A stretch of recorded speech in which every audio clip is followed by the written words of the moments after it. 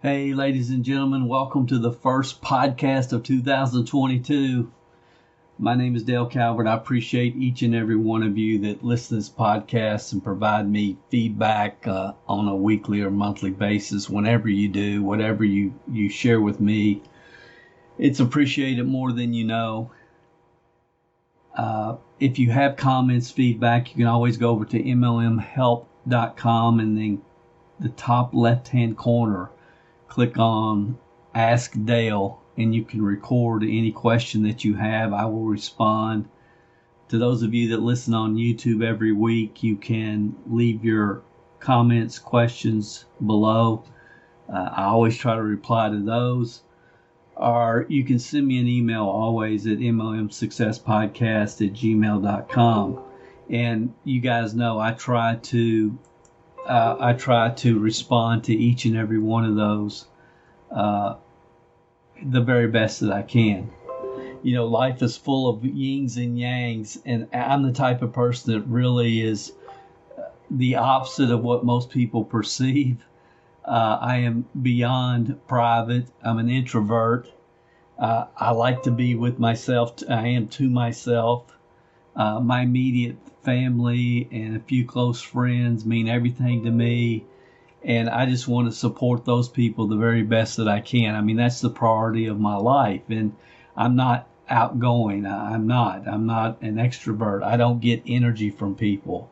However, my belief is that as human beings, we keep that which we give away, and I believe I am here to encourage people, especially entrepreneurial spirited people, but also, you know, the young waiter that isn't just going through their routine, you know, while they're waiting tables, but they really listen, they really connect, they really communicate with people, and not just going through their spiel. You know, I've tried to make it a habit that when I find somebody who is doing an exceptional job, to let them know, hey, it was recognized, whether it's the guy putting my luggage on the parking spot bus, or a young person, you know, on a sports field or basketball court, you know, hustling and giving it all they've got, to recognize people that are really trying to give it their all. The title of this session is To Thy Own Self Be True, and in this session, I am absolutely preaching to the choir. This is for me as much as it is for anybody that will be listening. You know, I have no idea what the future of this podcast will be.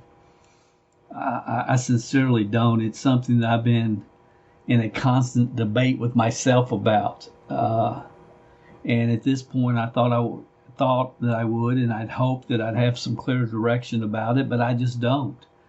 I feel like that this time next year, based upon everything that we're seeing and everything that's happening with the affiliate program that we're working right now, I believe that this time next year, I mean, every week I could have multiple guests that, you know, in 2022, you know, made $50,000 or $70,000 or $100,000 this year. I think that's going to happen, and I think those stories will be phenomenal. And I'm trying to keep myself focused until that point comes. But I really don't know. I really don't know. So in this session, I'm going to share with you 6 ideas that as we start 2022, I would hope that every listener is really clear about these 6 philosophies, that you've internalized them. They're part of you. It's something you're sharing with people, because I think they're very, very important. I think they'll go a long way the rest of your career if you make them part of you. So with that said, welcome to the MLM Success Podcast. This session is titled, To Thy Own Self Be True. Welcome to the MLMSuccess.com podcast, the show designed to return the network marketing industry to its roots of personal growth, leadership development, and wisdom of the ages success principles. We share with you real success stories from real people that we hope will inspire and encourage you personally and help you progress forward in your business and your life. We believe if you build people, people will build the business. Now here is your host, who has been called the #1 mind in network marketing, the MLM Prophet, network marketing virtual mentor, and a host of other names that we will not mention because this is a family show. Frankly, he's just a small-town guy that figured out that the real product in network marketing is people. Dale Calvert. I hope you and yours have had a wonderful holiday season. It's been great for Dawn and I and our families. This session is actually already on YouTube. I'll leave a link in the description below if you would rather watch it and see the actual charts and graphs and slides that I use. I think some of you that probably learn better from that visual aspect. And I'll put the link in the description below. If you're a long-time listener to this podcast, you know I've been recording these sessions, and then we upload them to YouTube, and we've been doing that for several years. So I'll record the podcast, and then we upload it to YouTube. The next several sessions of this podcast, what we're probably going to do is I'm going to do YouTube trainings with PowerPoints because they kind of help me keep my thoughts and my ADD in check, and then take the audio from the videos and upload it to the podcast player where you're hearing this podcast right now, whether you're using iTunes or Stitcher or Google Podcast or Amazon Podcast, wherever you normally hear this podcast. I call this session 3 mandatory network marketing paradigm shifts. But before we get into that, I just want to share with you an email that I received this morning from Miss Dixon. She's up in Utica, New York. And I felt like by sharing this email, which I like to do from time to time, by answering her, I can maybe give some insights and help and understanding to a lot of people. Her email said, "Mr. Calvert, I am what you would call a career-minded network marketing distributor. I've run small businesses. I've run a small business, a tanning salon in Utica, New York area for the last 5 years, and currently I have it for sale. After graduating from college in 2006, my husband and I have always been self-employed, operating a variety of different businesses. I've been involved building a network marketing team for 5 years this February.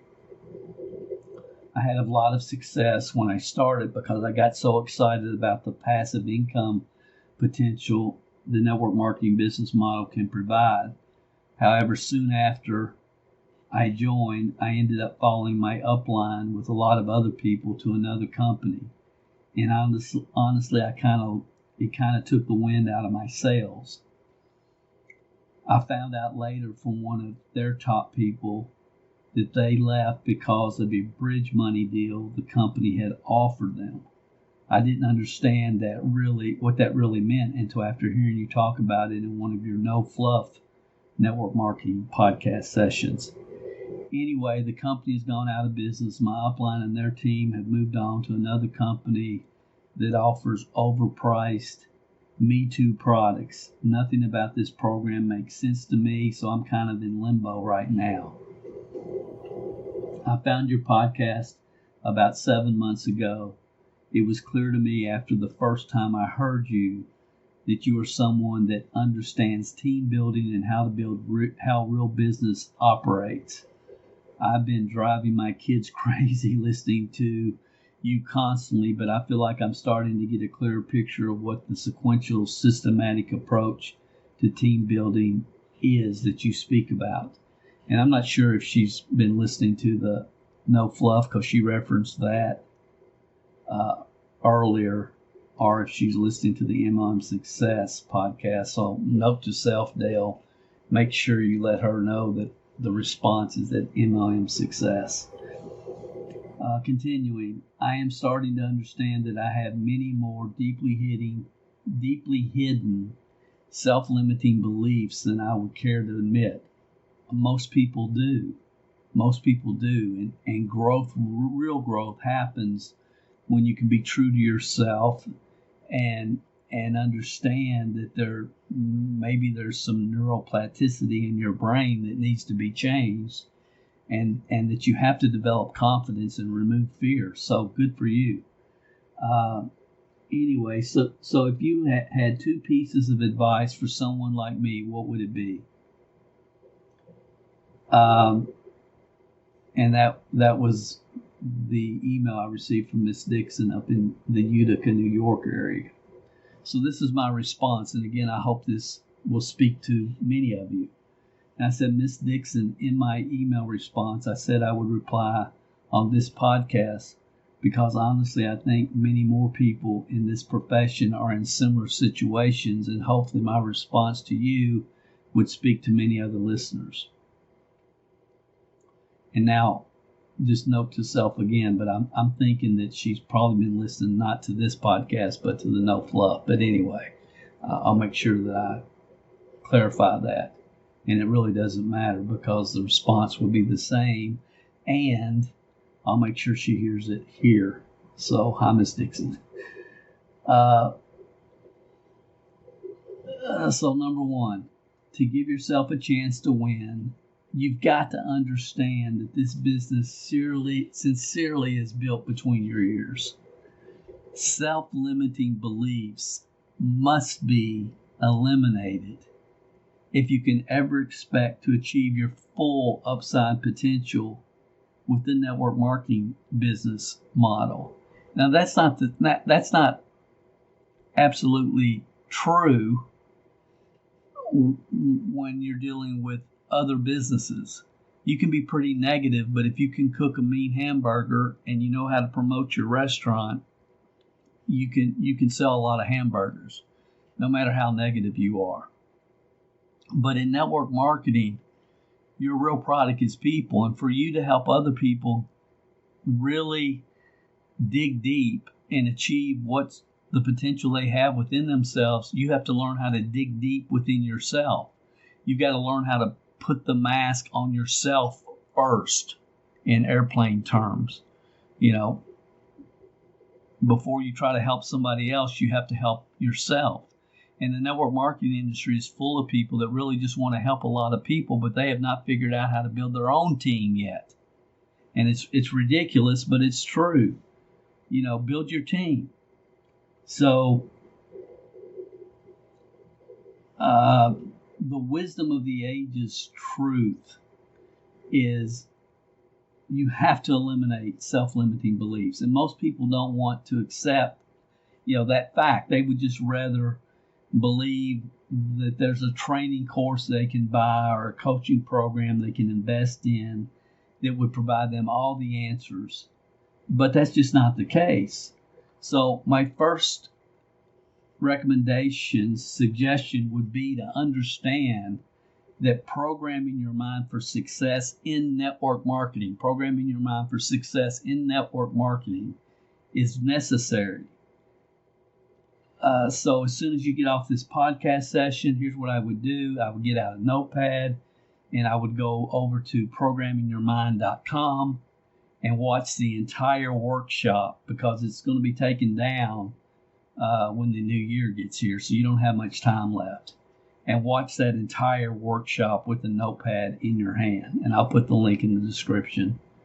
And again, don't just listen, but after you listen, put together a plan to daily in 2022, daily, intentionally create new brain cell patterns and program your mind for success. And I know that sounds to many people like hokey and foo-foo dust and all that, but it's not. It's based upon science, and it's just a wisdom of the ages principle. As we think in our hearts, so we are. What the mind can conceive and believe, you can achieve. And I could go on and on and on with quotes from thought leaders throughout history on this subject, but I won't. Because you either accept truth or you don't. And most people have a yeah, but attitude.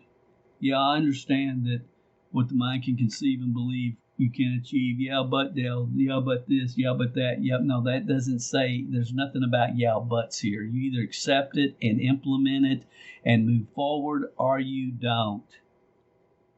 That's it. There is no discussion about wisdom of the ages principles. They are what they are. You can accept them or not accept them. That's up to you. But try to think you're an exception for some reason is ridiculous. And you haven't, Miss Dixon. I'm not talking to you specifically. This number 2 thing that I would recommend is, unfortunately, as we're going to talk about in this session, the truth of the matter is, in the network marketing business model today, if you're with a company where at least 4 of the 5 stars have not lined up, then no matter what your programming is, you have a 95% chance of failure. You can have the best programming in the world, but the truth is the emotional state of the market is ultimately going to determine your financial success, which I'll get into more detail here in a second. So if you really are, and I hate to sound so cynical, but if you've talked to as many people as I have in the last 12, 14, 16 months, in the last 40 years, and you've watched how so many people can talk the talk, but when it comes right down to it, they cannot do the work. They cannot take the first step. And you see so many people that can talk the talk and hang out in the social club, but the start stops most people. And, I've told people many times, I don't know how I'm still halfway sane after being involved in this crazy business for as long as I have. So I don't mean to come across disrespectful or too cynical towards you, because I don't know you. You don't know me. And I try to give people the benefit of the doubt. So if I'm sounding very cynical, I apologize. But if you really are a career-minded person and you sincerely want to achieve your full upside potential and everything that this profession offers from a time and money standpoint, if that's really who you are, then find a company where all 5 stars have lined up. It's that simple. And give yourself a chance to succeed. Get with the right company, right team, right at the right time in history. Go to work, and you have a high likelihood of success, in my opinion. So, honestly, I only know one company where all 5 stars have lined up, and that's available to people in the United States right now. There's a YouTube video. This is the exact name of the video, so you can look it up. I'll put a link in the description. But the title is MLM Pro Reveals the Best Network Marketing Opportunity for 2022. And I will put the link in the description. And that would be my 2 pieces of advice. Get your mind right. Get your focus right.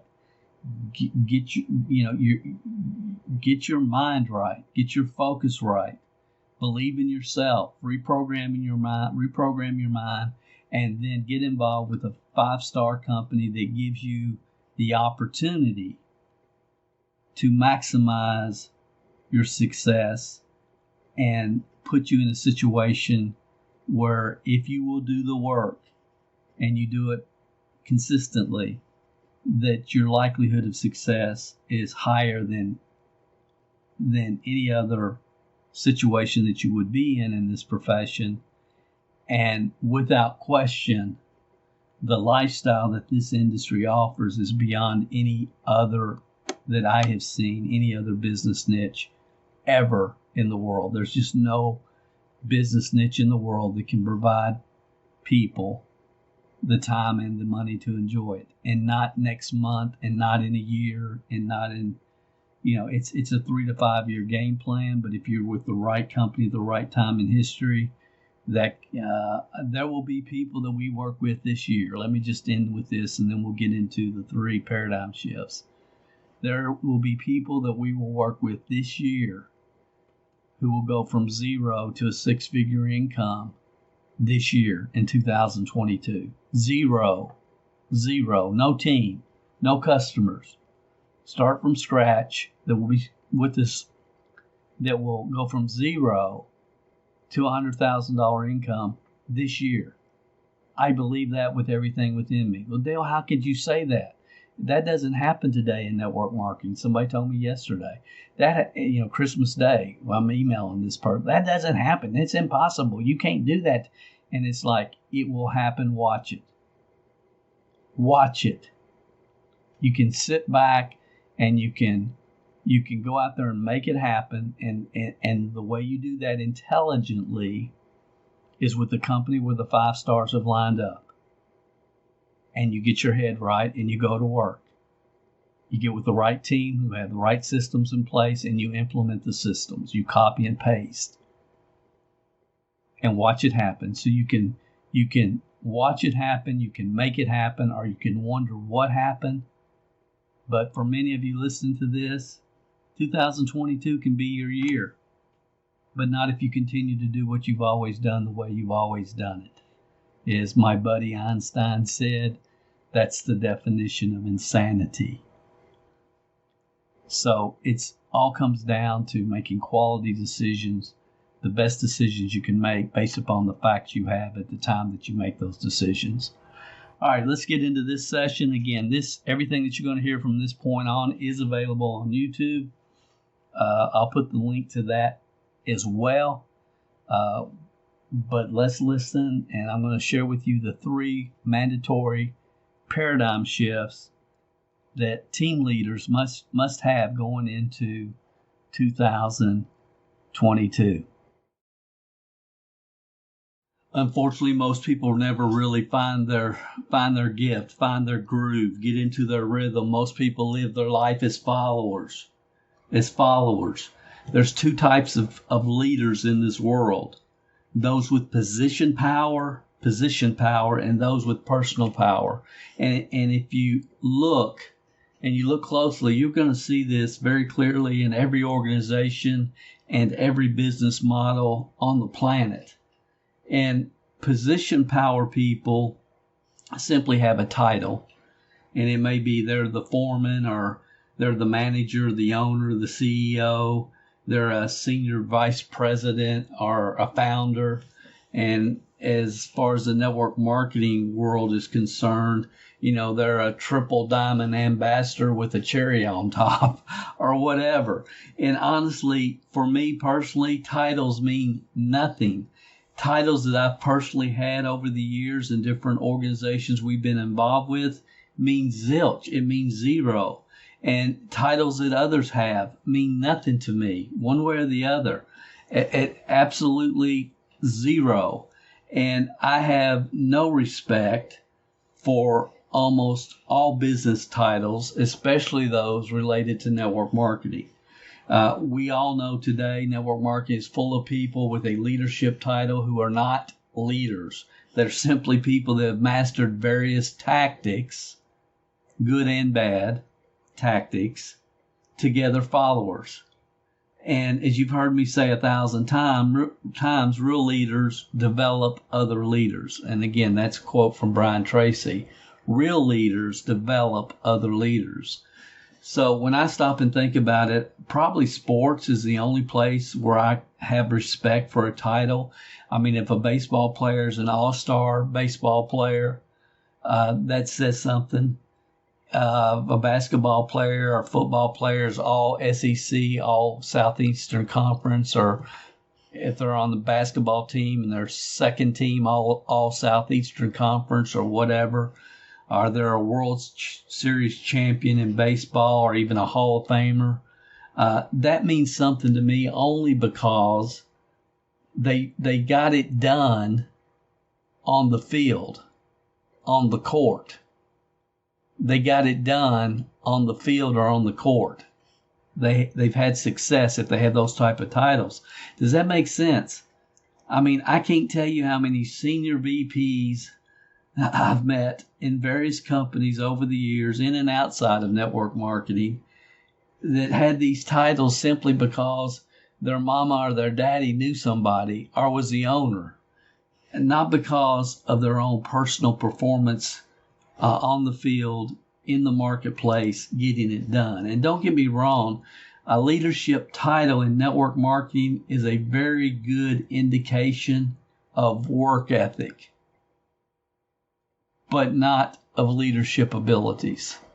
I mean, if you have a leadership title in a network marketing company, that means that you went to work, and good for you. And I'm not, diminishing that at all. I mean, the start stops most people, so good for you.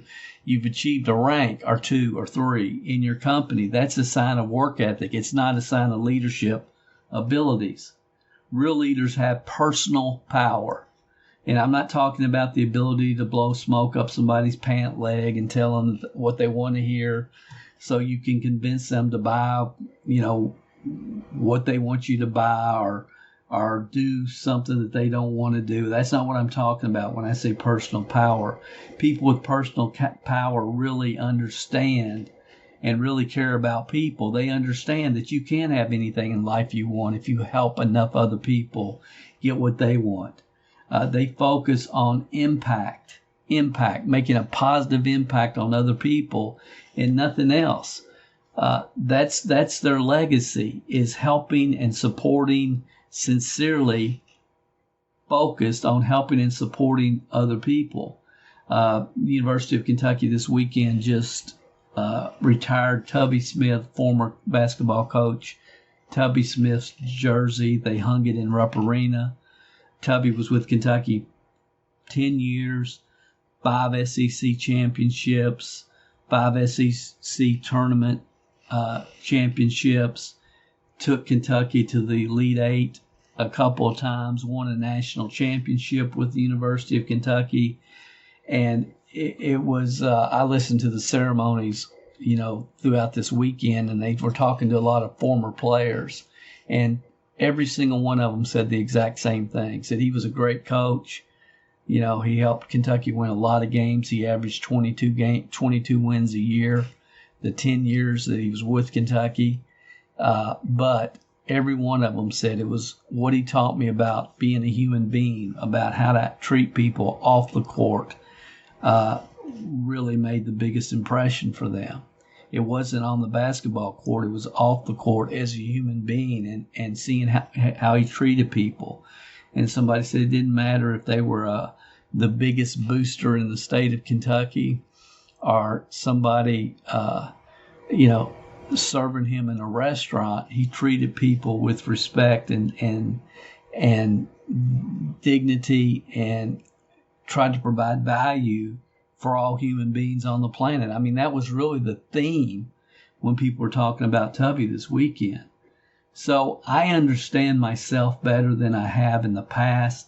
I mean, I've always had a pretty good level of self-awareness and understanding, but I'm not normal. I mean, my DNA is wired to try to be an encourager and try to have a positive impact on other people's lives at an unhealthy level, honestly. And I get it from my mom. I'm wired that way. My brother's not. My sister's not. They're awesome people, but they don't have the same wiring. And I've had to come to grips with a lot of this, especially in the last couple of years. And it doesn't mean those that are not wired the way I am don't or can't have feelings of providing value to other people. They absolutely can. I mean, my brother and my sister are both wired to have, want to provide value to other people, but it's not the same as, it's almost a compulsion. I can't even begin to try to explain it. If you have it, you know what I'm talking about. If you don't have it, you probably think that you do, but you don't. If it's not bothersome to you, then you probably don't have it. So again, I know many who have dominant wiring centered around personal ambitions, but also have a very supportive mentality and attitude towards other people. So when our life is over, the positive impact we had on others is all that's really going to matter. I mean, are you a giver or are you a taker? And that's a real simple question. And you know the answer when you look in the mirror. Are you a giver or are you a taker? And when I say impact, I mean impact. I'm not saying, oh, I liked listening to Dale. He made me laugh, or his Southern accent this or whatever. I'm not talking about that. I'm talking about impact. Webster defines impact as have a strong effect on someone or something. Have a strong effect. Effect to the point that will create thought, that will create action. Action, not the gathering of knowledge. Knowledge without action leads to self-delusion. My goal has never to been, I've never had a thought about followers. It's about, as far as network marketing is concerned, it's about developing future leaders. It's about helping people reach their full upside potential. That's all I think about. Nothing else. And I feel most people seeking position power probably will never achieve it. And those that do are going to have a life full of shallow relationships with shallow people. And I don't know any other way to say it. There's nothing that I've despised over the years more than people that want to talk with me and usually try to climb in my back pocket because of their thoughts around whatever position power they think that I might have. And it's really, it's disgusting. You know, Joe Walsh said it best, and man, I've lived it. He said, I lived it with people in our church, people in our community, all these people that all of a sudden are your best friends, want to act like it. And it just bothers me. It's just shallow people.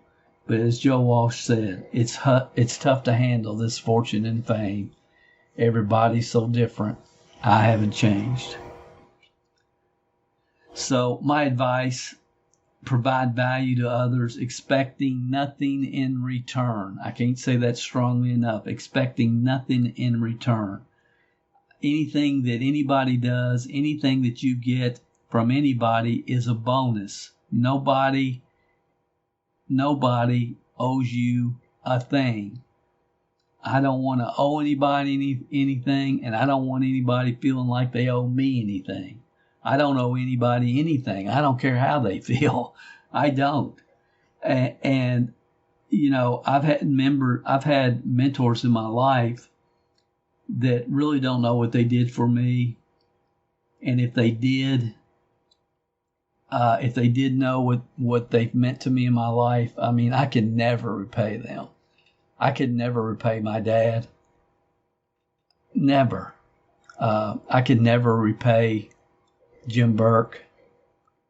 I could never repay Zig or Jim Rohn for the positive impact that they've had on my life from taking what they've taught through their example and their words and being able to take those concepts and get them from my head to my heart and then being able to implement them on a daily basis in my life where it's just part of who I am.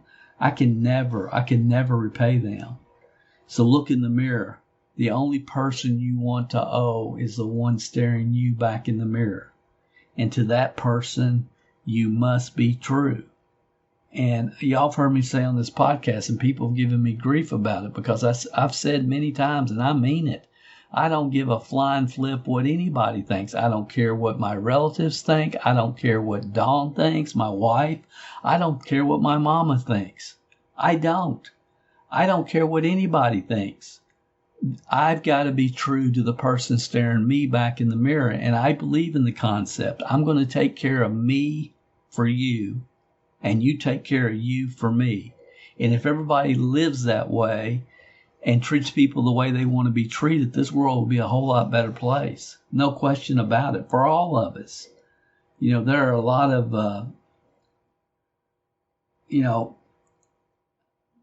there are a lot of fake people out there that play the game with others. They play the game.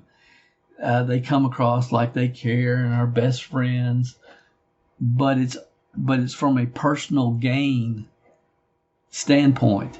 They play the game for personal gain.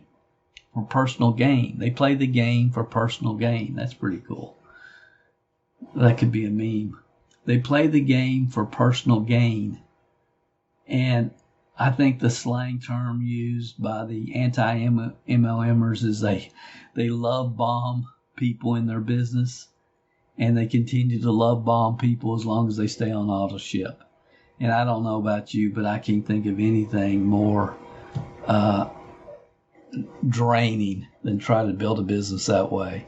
Man, I'm looking for people that are looking for me. I'm looking for people that are sick and tired of being sick and tired and want to do something different, and let's go. But if I got to convince and encourage and try to motivate all the time and help them keep their thumb out of their mouth, I can't work in that type of environment. So the first concept, the first idea is to understand there's two types of leaders. There's leaders with personal power, and there's leaders with position power. And I would hope that you would strive to be a leader of personal power. Concept number 2, leadership cannot become part of the group. They must spend most of their time with other leaders. Leadership cannot become part of the group. You know, every Thursday at the present time, I'm expected to be on a leadership call, and it usually goes for an hour, sometimes 2. And I want to be on there because in case something significant is said, something that's important, I want to make sure I can get it to the people that need to hear it. So, and they don't put pressure, but I expect myself to, if I have that title, I'm expected to be on there. And maybe that's from my standpoint but that's the way I feel about it. So I'm on there almost every week. And honestly, it's horrific. It's the worst 2 hours of my week. Listening to people that have leadership titles complain and gripe about things that mean nothing. They mean nothing in the full scope of the business. They mean absolutely nothing. And it's just appalling to me to think, my gosh, these are not leaders. These are people that have this entitlement mentality that think somebody, the company or whoever, owes them something. Thankfully, the company's getting things rolling. They're doing an awesome job as far as I'm concerned. But they'll still find something to be griping about, 6 months from now, because that's what they do. They complain and gripe and whine all the time. But the company is making strides. I mean, they've got rid of the person they should have gotten rid of. The first week I was in the program, I told them, you've got to get rid of this person. It's just as important to get rid of the wrong people as it is to keep the right people. There's no ethics here. There's an ego that won't fit into the largest room in the world. The ego is unbearable. We've got to get rid of her.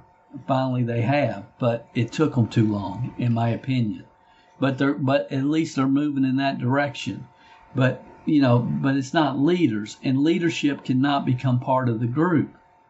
My mentor in Shackley, Jim Burke, I've talked about many times. I've spent maybe 30 minutes with him, 2 different occasions in my entire life, but I've listened to him on audio for thousands and thousands of hours. I have over 100 audio cassettes I did and they're here somewhere from him. And he was my mentor. And he talked about, he went to his church and he was on the board, and the board was wanting to buy some chairs for the fellowship hall. And they couldn't decide if they wanted padded chairs or wood chairs or stackable chairs or what kind of chairs that they wanted. And he said he sat there for about an hour and a half, and he said, well, this is not going to accomplish anything. I can be of no value here. And he said, he just listened while they're all debating on what kind of chairs were needed. And then he talks about, he comes back because he missed a couple of meetings because he's on the road building his business, and he comes back like 6 months later, and they're still debating on what kind of chairs they need to buy for the fellowship hall. And he's talking about somebody's got to make a decision and move forward. Look at weigh the facts, make a decision, and move forward. The leadership cannot become part of groups because groups can never make any decisions. Leaders, they don't. And we're in a world today where it's like everybody has to have their own voice. We need to listen to everybody. About 5 or 6 years ago, probably longer than that, I was a consultant for a company, and we did an audio program of the month for them, a CD of the month. This is probably 10 years ago now. And they had a leadership call once a month, and I would go on those calls. And the owner, it was like everybody has to have input. Everybody has to we got to hear from everybody. And it's like he had people on there, myself for one, and others that had been around the profession 20, 25 years who have built significant teams. And then you got some whiny lady in Utah that'd been in the industry, less than 2 years, and she dominated the whole call. Every time I was on it, it was unbearable. And it's like, please be quiet. Why do you insist on we must hear from everybody? Now, I don't understand that mentality. I'm sorry. I don't want to hear from everybody. I want to hear from people that know what the heck they're talking about. And please, the rest of you, keep it to yourself. And it's like every corporate call that I have been on in the last 5-10 years, that's how I've got off. That's how I felt. And I've had to be on more than I would like to have been because, again, consulting with different companies, or if I'm going to go speak for a company, I like to be on a leadership call or two before so I can figure out how to best help them, how to design the talk, the communication to best help those people. And it's just unbelievable. Leadership cannot become part of the group. I remember Jerry Clower, some of you heard Jerry Clower, God rest his soul. But I had a couple or 3 cassettes from him. He's one of the funniest comedians on the planet. And he talked about, back in the day, he went to this little country church, and they were going to try to raise money so they could buy a chandelier for the church. And, this little country church out in the middle of nowhere. And that they had a couple of meetings, and they were talking about different ways to raise money, and they finally came to a conclusion on what they were going to do and how much money they were going to need to raise to put, the chandelier in the church. And said one of the old deacons raised his hand, and he said, "Before we move forward, I have something I need to say." And they said, "Yes, sir. What do you need to say?" And he said, "I've been hearing y'all talk about all this chandelier." And he said, "I'm not sure that there's anybody in this congregation that really wants a chandelier. I don't think there's probably anybody in this congregation that knows how to play a chandelier. And besides that, I think what the church really needs is some lights." So, and again, it's just how ridiculous that is, but that's the way that I feel like that's what we're doing now. We're listening to people that don't understand what we're even trying to communicate, much less what it really takes to accomplish what we're wanting to accomplish. So leadership cannot become part of groups. And some of you know I'm a big fan of eagles. I've got eagle statues and pictures and everything all through this house.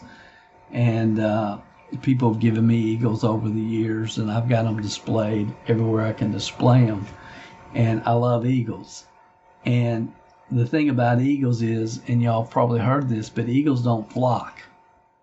Eagles don't flock. They fly by themselves, and they don't flock. You find them one at a time. And eagles don't fly with the pigeons. They just don't. Eagles don't flock. You find them one at a time. Now, with all that being said, we'll say, Dale, well, who deemed you as an eagle or whatever? And here's what I would say. I understand and I believe in the concept that Aristotle said, he who cannot be a good follower cannot be a good leader. That was from Aristotle. And I believe that. I believe all great leaders were first great followers. And, some of you know that we do, our team does what we call CMG outreach every single day. People come together and work online together to build their teams, to recruit, to get feedback on their promotional strategies. And it's been phenomenal. The growth that I've seen in people has been beyond anything I could have ever expected.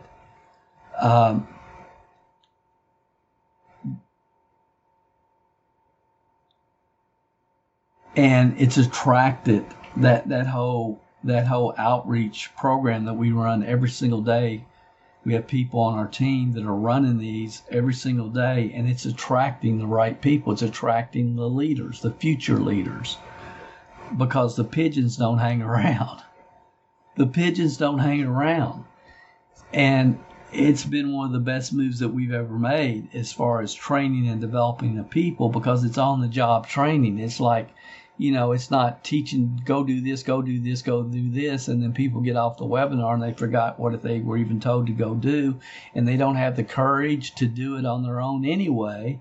And when you can put them in this outreach type environment, it just works. But again, the pigeons don't stay very long.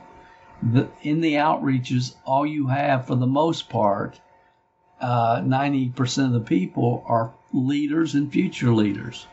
And why I'm going to be mentioning some people at the end of this, but just let me just say, people like that I so appreciate, and as I start thinking about these, I'm sure I'm going to miss a few, but I appreciate Kamala Robinson and Bernadette Michael and Alan Knight, man, Linda Smith, Dave Trilogy, Marilyn Cox, and many others who take on responsibility to lead these Zoom rooms, make sure they're open, make sure if new people are there and they have questions that they get correct answers based upon the scripts and the systems that we provide for our team. And, I believe in that whole concept. I believe that to be a good leader, you must first be a good follower. But with that said, I'm personally in a situation where it's just almost impossible for me to do it anymore, emotionally and psychologically. It's the hardest thing for me to do. Hanging out with pigeons is something that I cannot stomach.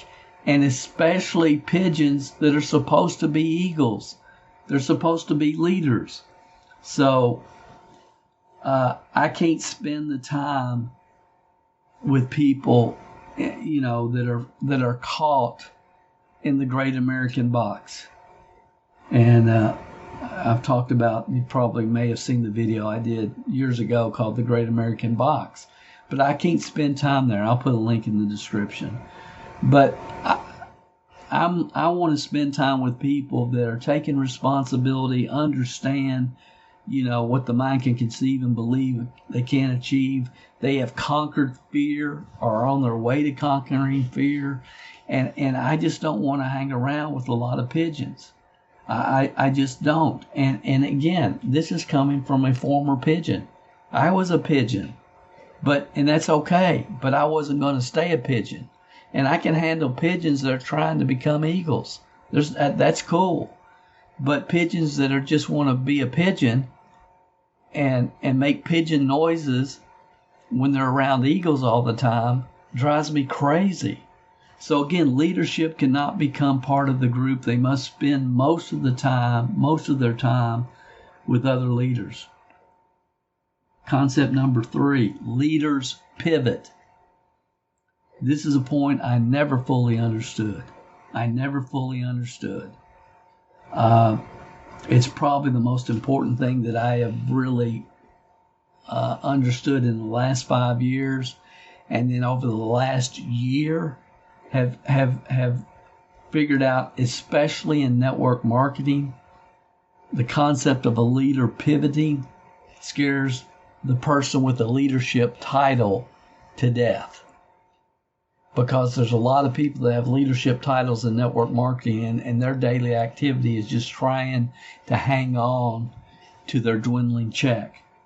And you see that in multiple companies. I know I've talked about this in the past. But, I've always said network marketing is the number one personal development program in the world with a compensation plan attached. And I've always said that network marketing is the number one way in the world for average people with above average desire to create wealth. And you know what? Today is not the only game in town. It's just not. So leaders must learn to pivot. And there's multiple different businesses people can pivot into that may make better sense for them. But it depends on what you ultimately want. What are you looking for? But leaders pivot. Pastor Billy Graham said, when we are no longer able to change a situation and have exhausted all possibilities, pray and then be prepared to pivot. That's solid. When we are no longer able to change a situation, okay? And again, there's so many companies that are people, leaders, that are involved with the wrong company at the wrong time in history. Maybe they've been around 15, 20 years. So the thought of pivoting just scares them to death. But as Billy Graham said, when we are no longer able to change a situation and have exhausted all possibilities, corporate's not going to do this, they're not going to do that, they're not going to make the necessary changes. Corporate's not. He said, pray and then be prepared to pivot. I've always said time is the most valuable asset you have. Don't waste it too long. Don't wait too long to pivot. Don't wait too long to pivot. Gary Vee said, I prefer dying on my own sword over dying on somebody else's. In other words, controlling his own destiny, making his own decisions, moving forward on the path that he feels is the best path to move on. I prefer dying on my own sword over dying on somebody else's. I hold on to my convictions until the market tells me I'm wrong. And when I'm wrong, I make adjustments with conviction too. What is he saying? See, that with conviction too is really, really critical, because once you have foundational principles in place on which you make decisions, then you can pivot if you can find something that fits those principles. If you have no principles, no foundational concepts, no 5 stars, if you don't have the 5 stars, then you're doomed to letting your emotions make business decisions. And that's not smart in network marketing, but that's all that anybody does today. It doesn't make any sense to me.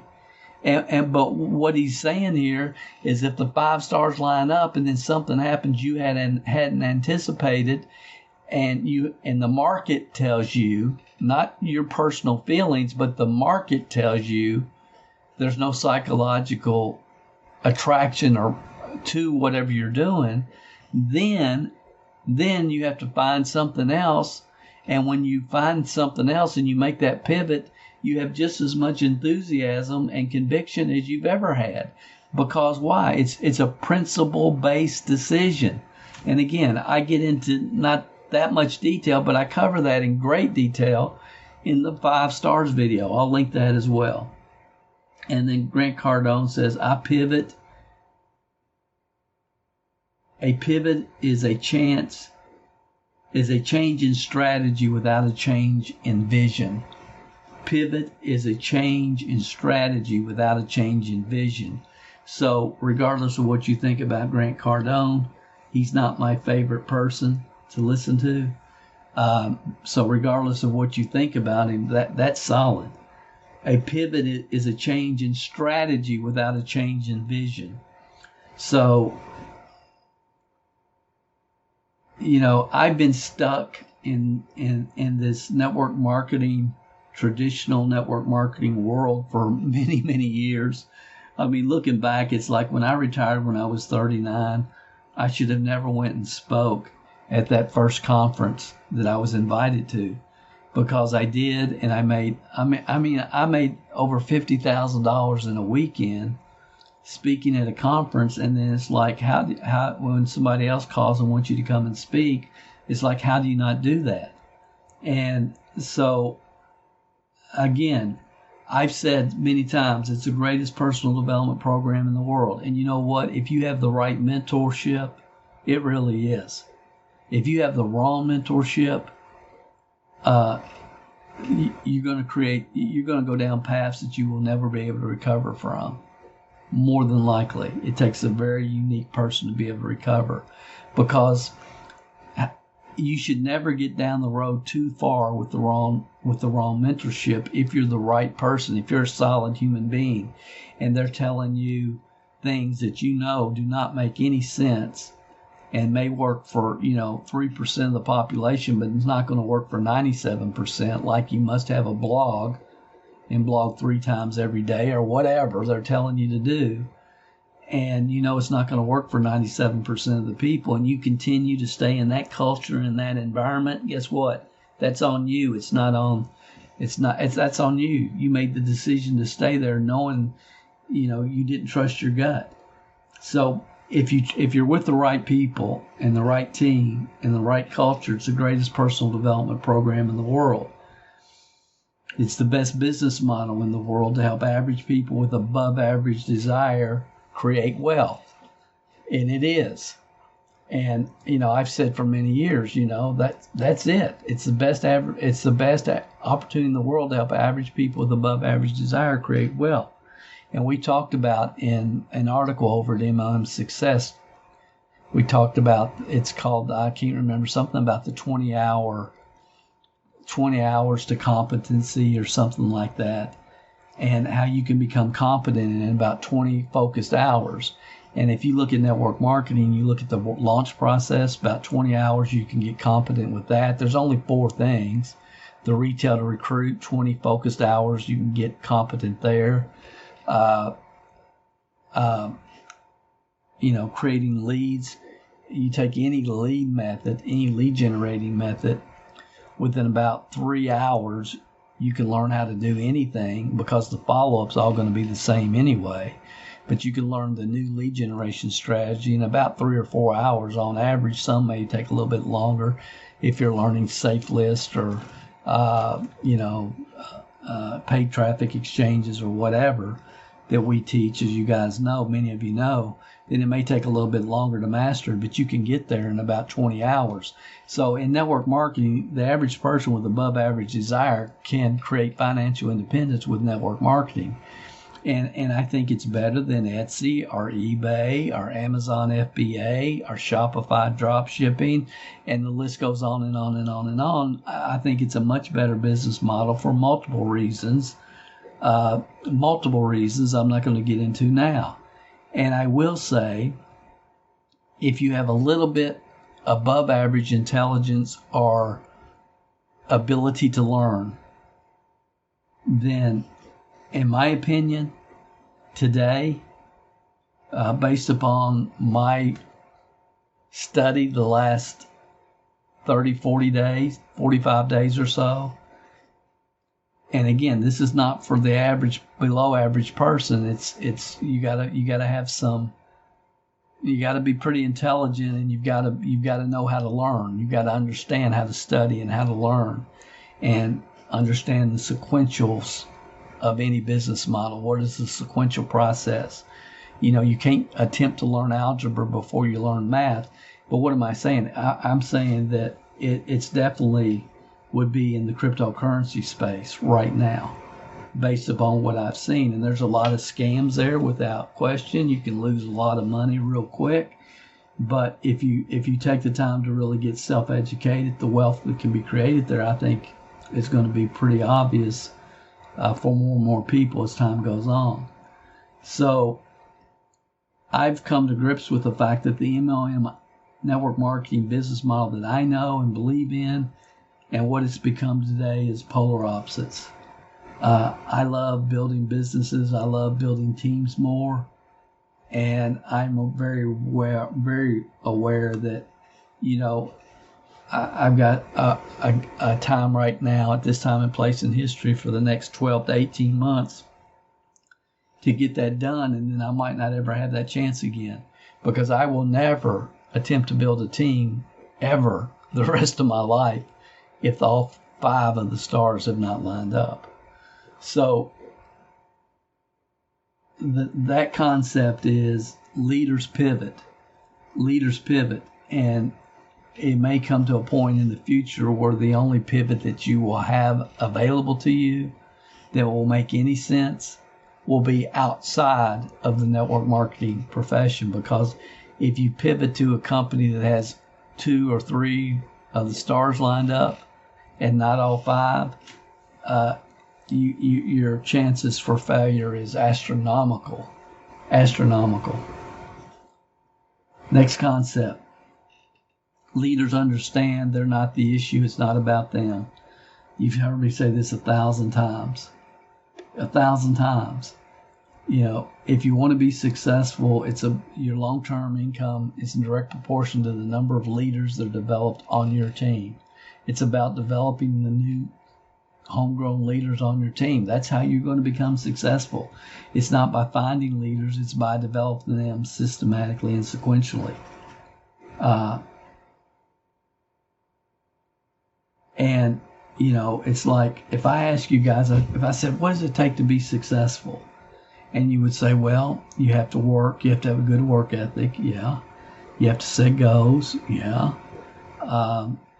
You could give me a list, and I've done this in events before, and I've had people just, yell out, what's it take to be successful, and write them all on a whiteboard. And see, whatever you would say, if I said, what are the 5 most important traits for become successful? You might say, time management or whatever, and they would all be right. Whatever you guys would tell me, it would all be right. So that's a given. Okay? And all of you either have that or you're working on it. And I mean, how long should it take you to overcome fear of failure, fear of rejection, fear of what somebody else will think? How long should it really take to overcome that? How long should it take before you buy a planner and start scheduling your week and your time and doing your to-do list every day and all the things that we've taught over the years? How long should it take for you to take that information and implement it and benefit from it? Not that long. Not that long if you're getting good, solid principles. So obviously it takes a work ethic and time management and the right attitude and expectations and all this to become successful. But you can have all that in place. And without question, the biggest paradigm that I have had on my journey in the last 5 years, maybe long going back further than that, is the 5th star. And again, it's the psychological acceptance in the marketplace for your product or service ultimately is the biggest deciding factor of your upside financial future, without question. And again, I've seen people that have been around this profession 10 years, have not sponsored 10 people in 10 years, and I've seen some of them now sponsoring 10 people in 30 days. What has changed? The work ethic's always been there. Everything's always been there, but what's changed? Now they're going into the market that is curious about the project. They're curious. The market is open. They're curious. They want to know more. So it makes all the difference. That 5th star really does make all the difference. It's not, oh, that's just a vitamin product. That's just this. That's just that. Oh, that's a new kind of skincare. That's a new kind of this, new kind of that. No, when you go into a market that has a lot of natural curiosity built into it, it makes a huge difference. Makes a huge difference. And again, it's been the biggest paradigm shift for me in the last several years is the fact that the psychological acceptance of the millennials, really, because they're the dominant group of people right now around the world. It used to be the baby boomers, but now it's the millennials. There's more millennials on the planet than there are baby boomers. And if the millennials don't psychologically accept your product or service, then that's going to ultimately determine your upside potential. And so I'm on this path big time, I don't want to talk too much about on this podcast, but my goal for this coming year, my challenge to myself, and I'm documenting all of this, is, I want to see, can I turn $25,000 investment into $50,000 in 2022 in 1 year? Can I increase it 50% in the cryptocurrency market?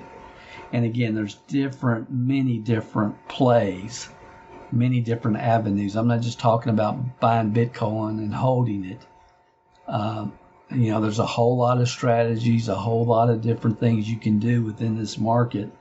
And that's really where my focus is going to be, in 2022.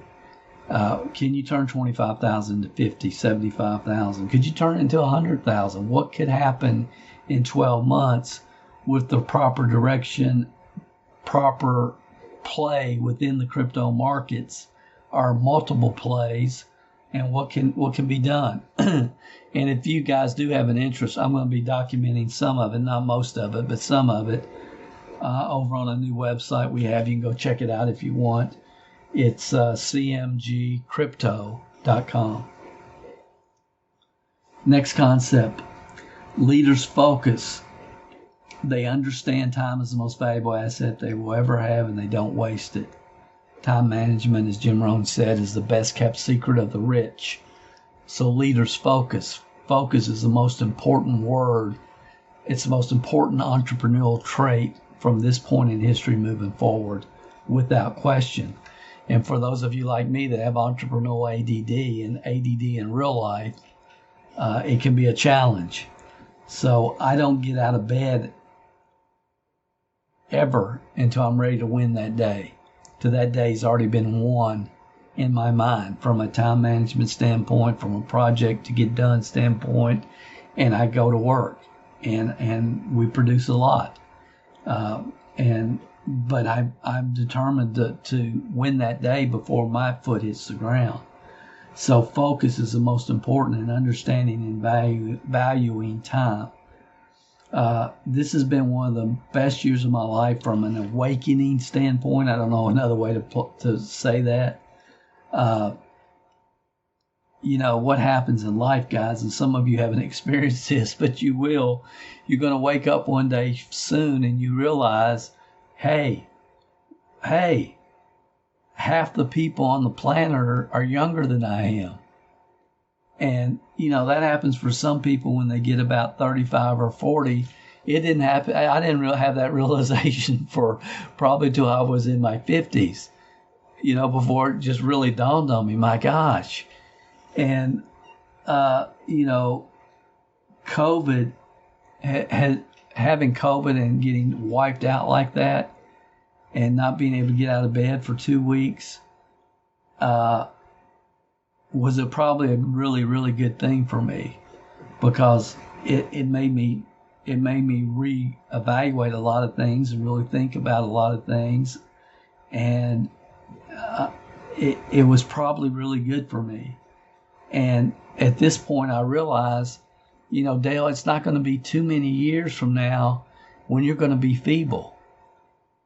And it hurts me to even say that, but it's true. I mean, Dawn and I go out, and we go out and we'll go to, one of our favorite restaurants or whatever, and we'll see other people walking around and, that can hardly get around, maybe with canes or whatever. And it's like, how old do you think they are? Because they're not that much older than us. I mean, in a decade, that's kind of where we're headed.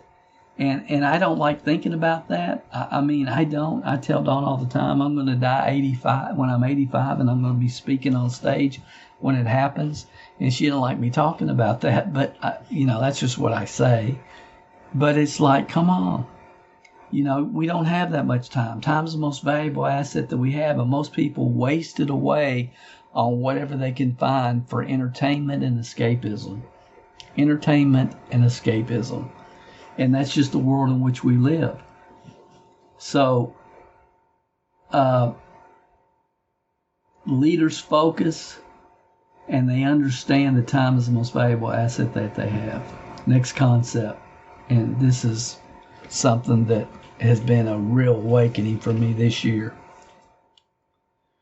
Leaders say what they mean and mean what they say,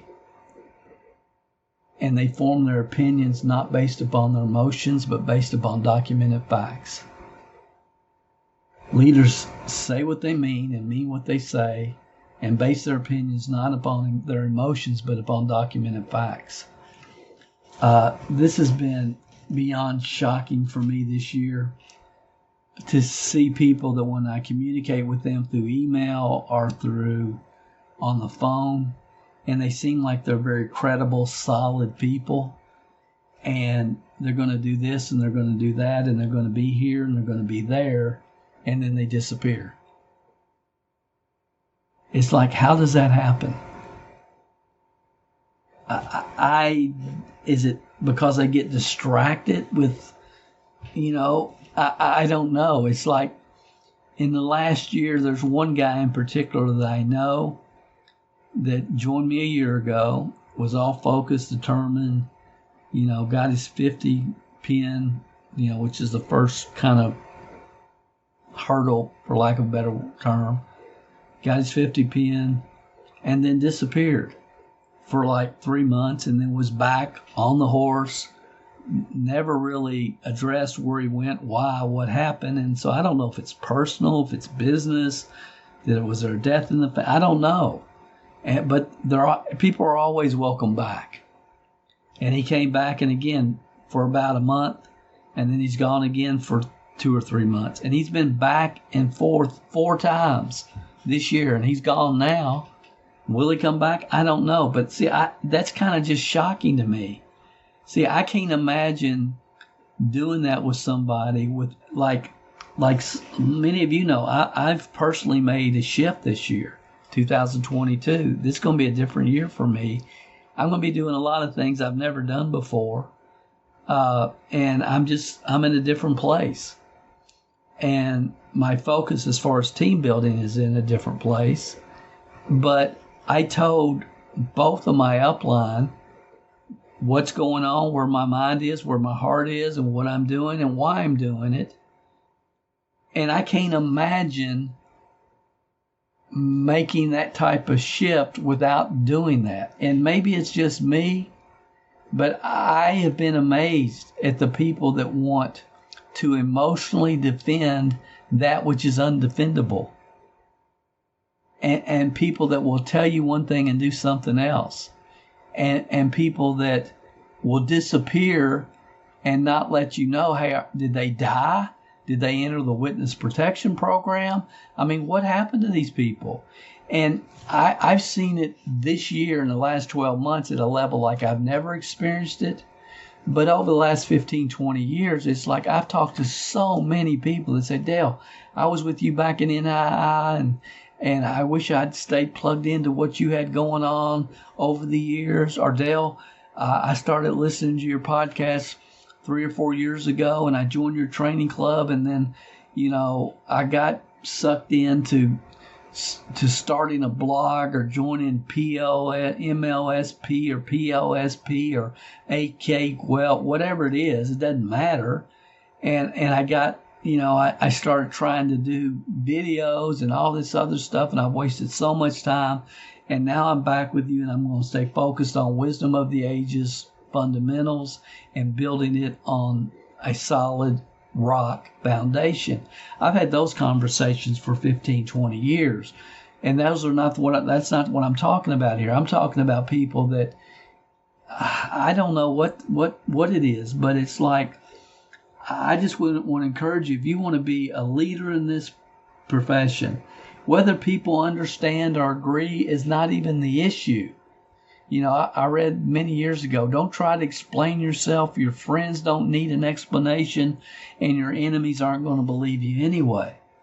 There's people that I have on my team, and all they want to do is talk about what Dale's not doing. Well, I don't give a flying flip. I know what I'm doing every single day. I know the focus that I have to help them get where they want to go. I know that I'm going to tell them the truth, whether they want to hear it or not. And, if they want to run, let's run. If you don't, that's fine. I have no problem with that. I expect nothing from you. Nothing. Zero. You aren't going to let me down, period. And that's where I live. I just live it. I believe it. So,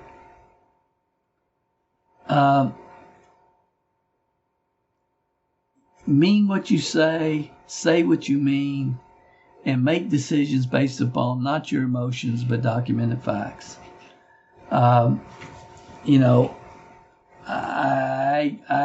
really, that's something that whole concept is something I'm going to pay a lot more attention to this year, because it's just kind of really, when I sit back and look at it, that has really blown my mind more this year. It's always blown my mind, but it's at a level now that is just really, I don't want to say frightening, but it's very disturbing to me that people can just say what they think people want to hear in the moment, and then not have another thought about it,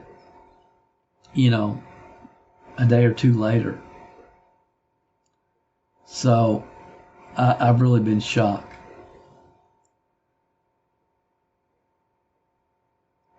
For me, I'm kind of a lone ranger, and I know that's not going to change. I absolutely cherish the relationships I've established over the years, and without that, I couldn't do what I do. I just couldn't do it, and it's just not who I am, because again, people just drain my energy. I wish I would give anything if I got energy from people, and I don't. But here's one thing I have learned, and this is one thing I've missed drastically over the last 15, 20 years. In general, people drain my energy big time. They just do. Good people drain my energy. I don't get energy from people as a general rule, day to day. But here's what I've realized and recently, and something that I'm really hoping I can get back to the last part of my life, because it would help me live a longer, more fulfilled life for sure. And that is, I don't get energy from people. Like, there's some people that just get energy from people, anybody, anywhere. My brother-in-law is like that. I know a lot of people like that. They get energy from people. People drain me abnormally.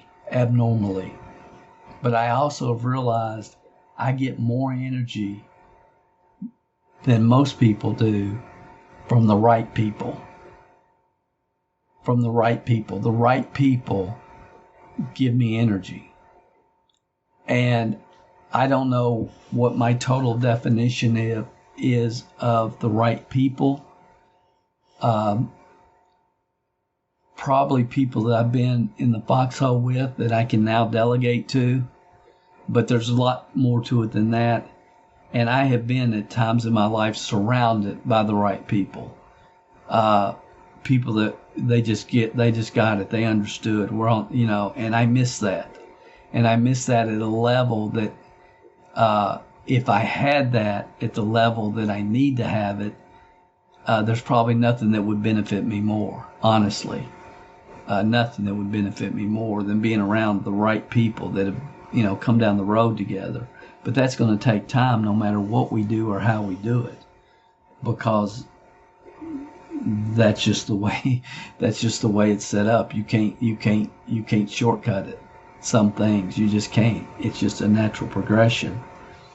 So just to kind of end this up, and then I want to recognize a couple of people, but the 6 concepts that we've shared with you that I hope you'll go through and really internalize is, number 1 is just understanding the difference between position power and personal power, and personal power is the goal. Number 2, leadership cannot become part of the group. If you become part of the group, you're never going to get the lights for your church. Number 3, leaders pivot. I never understood this, and there's no business model on the planet where leaders pivot less than with network marketing. But real leaders in the real world pivot. And network marketers should learn to do that, and should learn to do that right. And I'm not talking about becoming a network marketing junkie, but I am talking about making sure the 5 stars have lined up wherever you're spending your team building time. Number 4, leadership. Leaders understand that they're not the issue. It's not about the issue.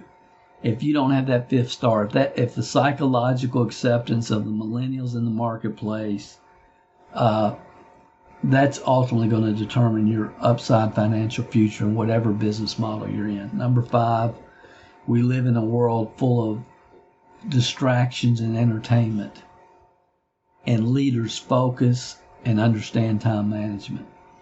And then number 6, leaders say what they mean and mean what they say, and make decisions based upon not their emotions, but based upon documented facts. So I hope that's helped you. Just to kind of end this up, I just want to say I'm excited about many of the people we've met and the relationships we've had started, to develop over this year. It's been a great year from that perspective. It really, really has. We've gotten a lot done this year, a lot more when I look back, a lot more than I really thought we had, because it's been a very emotional year. Some of you know Dawn lost her mom and her dad, and she's definitely been out of her rhythm and routine, and we have, as far as how we work together normally.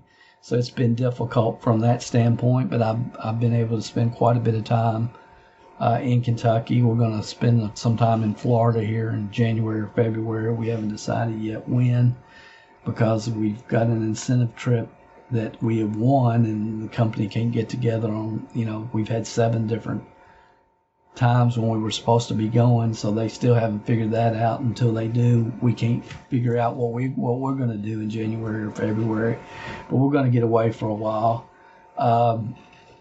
But it's been a really, really good year. If I had to compare this past year with any other year from every aspect, and mostly from just an awakening kind of standpoint, it's been a phenomenal year. And there's not been a year that I've gone into and that I can remember that I am looking more forward to than 2022.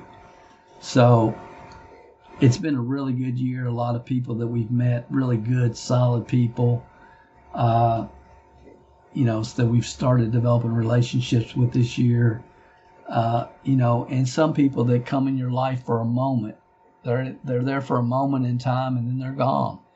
And that's going to happen too. And for me, it's just, I hope that whatever seeds I could plant during that short time, that they were planted deep enough that will make a positive impact for them. And that's the way I look at it. You do what you can. And then, I've gotten faith, a renewal of faith this year from the standpoint that I've always believed, but I really believe in divine appointments. And, we've seen dozens of people that have come and gone over this past year. Many, if they come back in the future, will always be accepted from my standpoint. Always. That doesn't affect me at all. If as long as they were ethical in their business dealings, if they're not ethical, I don't ever want to hear about them or see them or hear from them again. I don't. If they're not ethical and honest, get out of my life. But if they were, that they can come back anytime. They're always welcome with open arms. And everybody's going to make a mistake or two, so I get all that. But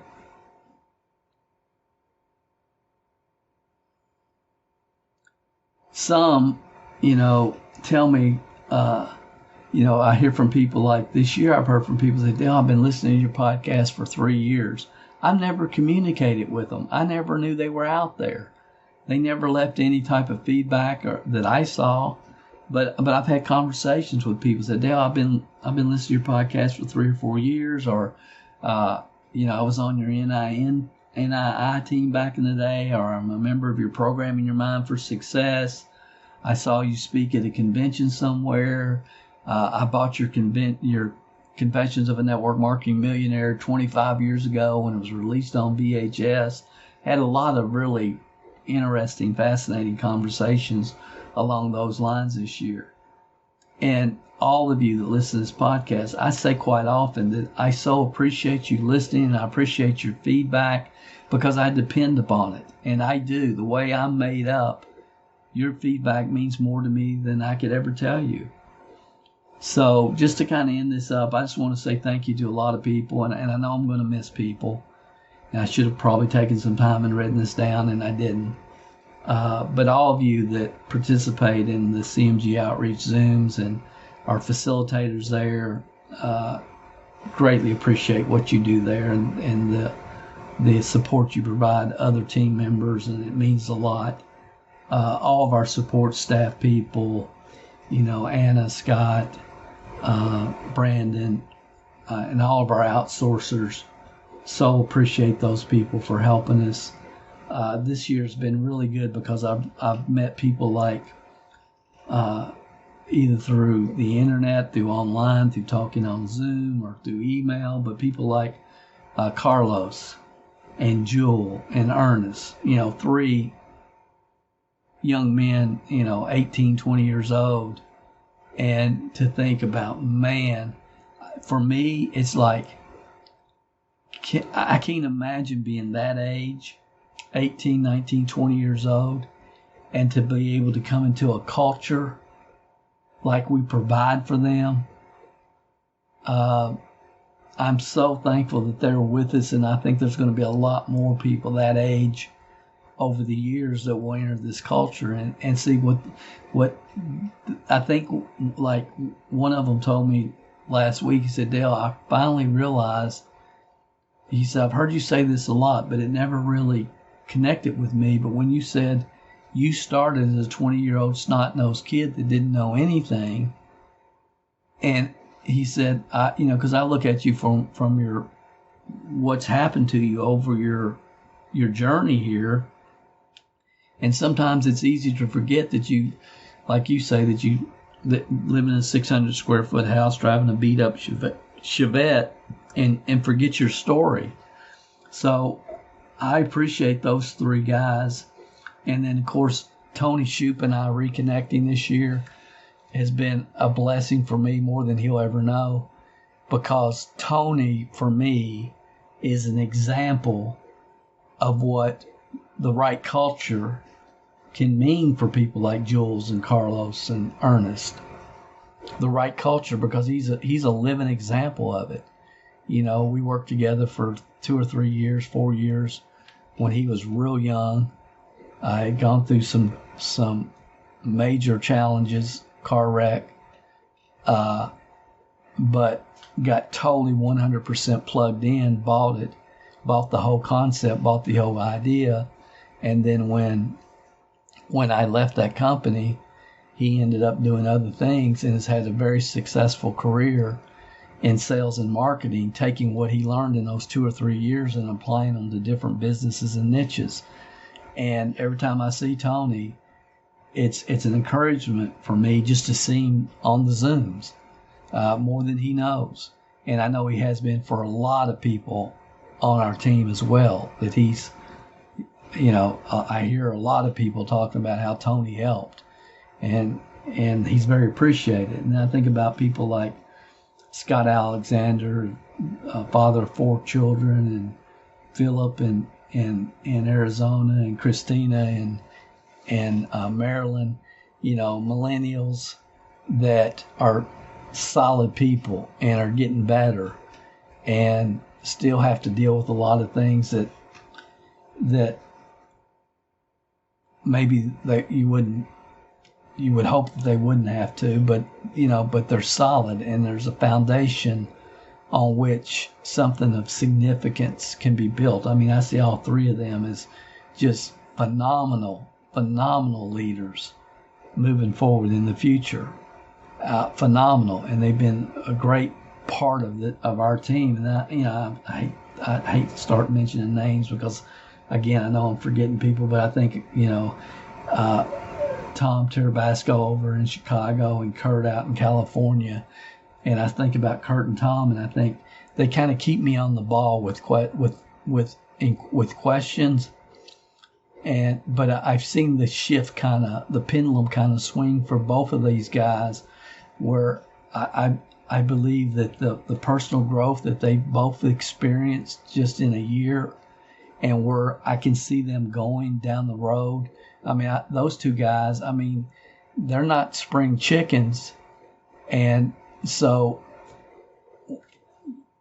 reprogramming your mind becomes more difficult the older that you are. And not that they're old guys, but just to see the growth in both of them, it's been awesome. And then I think about Michael Penland and Rodney Williams and Pete Kwanko and Gordon Kelly Alderson, and people that I've had really good conversations with this year that I know I can depend upon to get just wisdom and truth from. And getting feedback from Gordon Kelly or Michael or any of the people, it means a lot. I got to have that, and I depend upon that from them. And they've just been a very valuable. A lot of these people have been like Gordon Kelly. I hadn't talked to in years, and then we've reconnected here a few years ago, and it's been great. It's been great, and it's been great for Dawn. Her and Kelly relate well together, and it's just been good.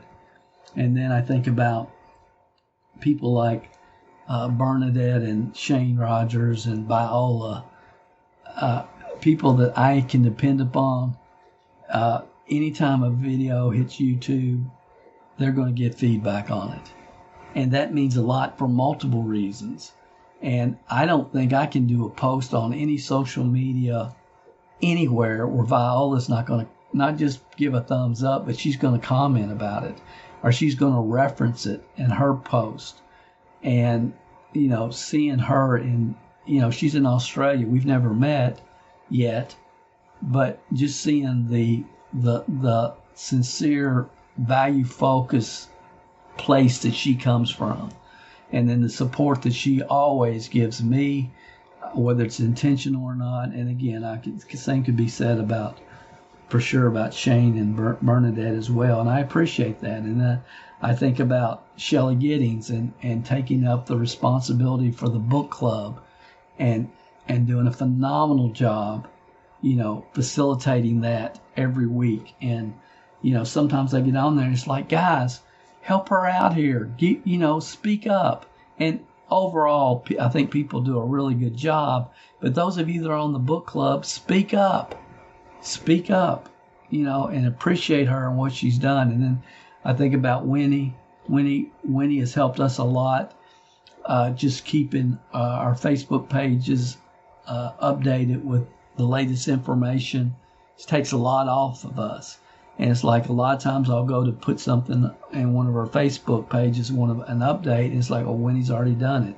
So I appreciate that as well. And again, I could go on and on and on. I mean, Paulette, Curry, Dr. Carita, always get intelligent feedback from them, and very intelligent questions based upon, facts and life experiences, and not just emotional stuff.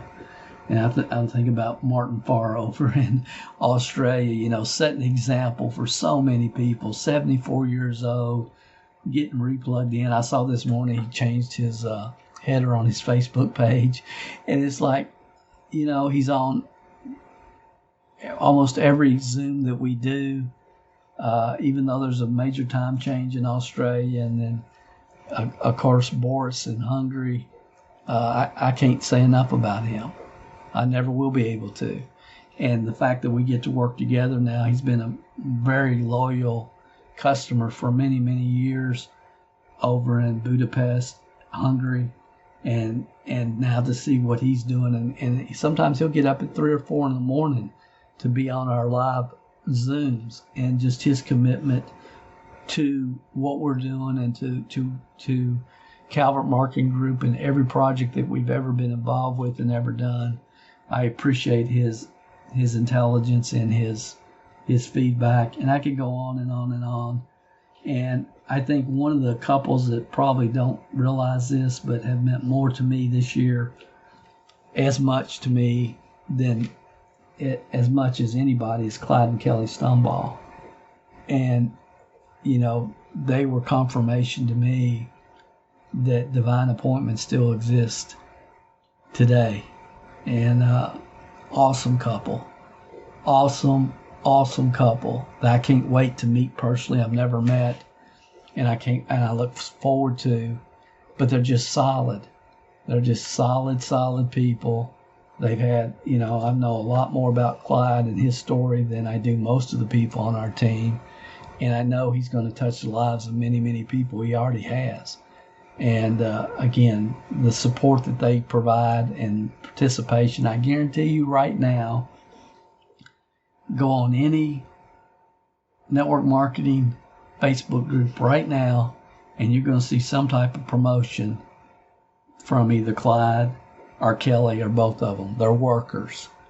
They work. They're consistently working. And when you have somebody that sincerely is value focused, wants to help themselves and their family, but wants to help other people, and they're teachable and willing to go to work, the future they have ahead of them is going to be unbelievable. And I just believe that. So again, guys, I could talk about many, many more. I don't want to, but I just want to tell all of you, everybody that listens to this podcast, everybody we've had the opportunity to meet and work with over the past year or so, it's been a great year for Dawn and I. It's been challenging in many ways for a lot of us, but this too shall pass. And I'm looking forward to 2022. I hope you guys are. And again, just be authentic, be real. You got to love people enough to tell them what they need to hear, not always what they want to hear. And just be smart. Be smart in the time that you spend in whatever businesses that you're involved with. Make sure that what you can do can be scalable, and maximize your upside potential. Maximize your upside potential in 2022. That would be my hope and prayer for all of you. You guys have a great one. This is Dale Calvert. We'll talk to you next week on another session of the MLM Success Podcast. If you haven't gone over to iTunes yet and rated and left this podcast a review, what are you waiting for? At Calvert Marketing Group, we want to spend our time on the projects that we know are providing the most value for our clients and customers. You leaving us a review and feedback on iTunes is something that helps us more than you realize. And more importantly, it helps others like you find us. So if you've not taken the time to rate this podcast, please go over to iTunes and do that for us now. It will only take a couple of minutes out of your busy schedule. Work harder on yourself than you do on your business, and we will be back next week with another inspiring success story, wisdom of the ages training, or answers to your questions.